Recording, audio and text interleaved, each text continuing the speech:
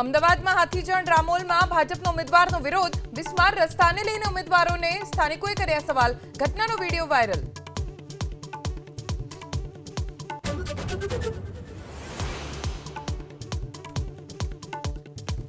સુરતમાં Udhna railway station પર મુસાફરોની ભારે ભીડ. પત્નીની અસ્થિ લઈને પ્રયાગરાજ જવા માટે યુવકના વલખા.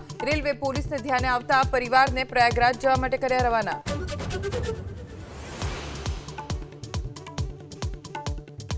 સુરતમાં ઓએનજીસીમાં નોકરીના નામે 32 લાખની છેતરપિંડી. કતારગામના દંપતીએ નોકરીના નામે ફરિયાદી પાસેથી ખંખેર્યા રૂપિયા. પોલીસે શરૂ કરી તપાસ.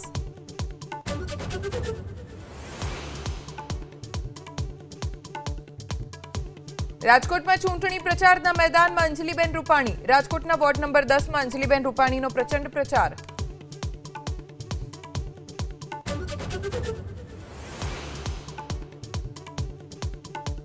રાજ્યમાં આજે પીએસઆઈ ભરતી માટે લેખિત પરીક્ષા. પોલીસના ચુસ્ત બંદોબસ્ત વચ્ચે 3 લાખ ઉમેદવારો આપશે પરીક્ષા.